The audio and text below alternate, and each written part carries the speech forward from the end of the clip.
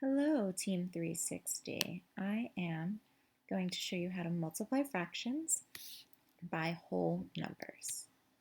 First, we have to think about what we already know about fractions and what we know about multiplication.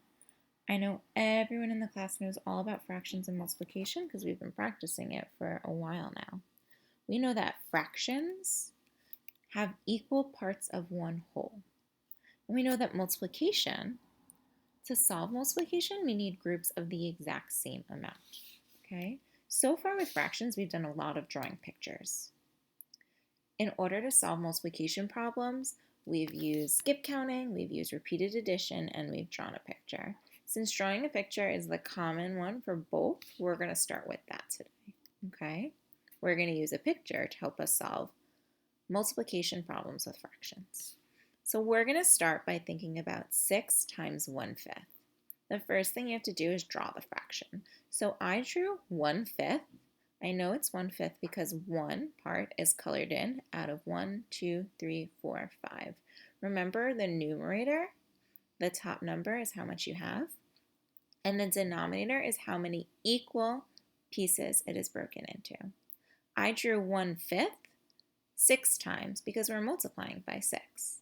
Here I have 1/5. I have a second 1/5, a third, a fourth, a fifth, and a sixth. The next thing I'm going to do is count the pieces that are colored in. So first here, I have 1/5. Then I have 2/5, 3/5, 4/5, 5/5, and 6/5. I want you to notice that 4/5 doesn't look the same as 5/5. That's just how the computer creates it. 5/5 isn't a normal fraction that we would see every day, but 4/5, 3/5, 2/5, 1/5 are. So when you're writing the fractions, if you write 5 and then the dash and 5 and it comes up like this, that is totally acceptable. If it's a fraction that is more regular, like 4/5, when you click the space bar, it'll get a little bit smaller. Here though, we have our answer of 6/5. We're going to try it using another strategy. This time, I put all of the 1/5 on the same bar until I ran out of space. I drew it all on one fraction bar. So still, it's broken into fifths, 1, 2, 3, 4, 5. And the second bar is also broken into fifths, 1, 2, 3, 4, 5. We're going to count them again. 1/5, 2/5, 3/5, 4/5, 5/5. When we look at 5/5, we can see that the whole bar is filled in. So another way of writing 5/5 would be one whole. Next, we would continue counting and we would say 6/5.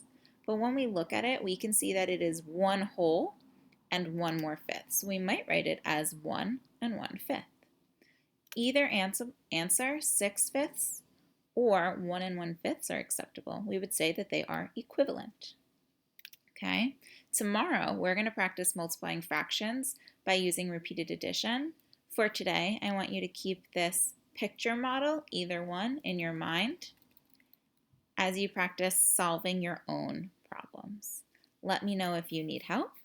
You can write a comment or you can send me an email. Good luck.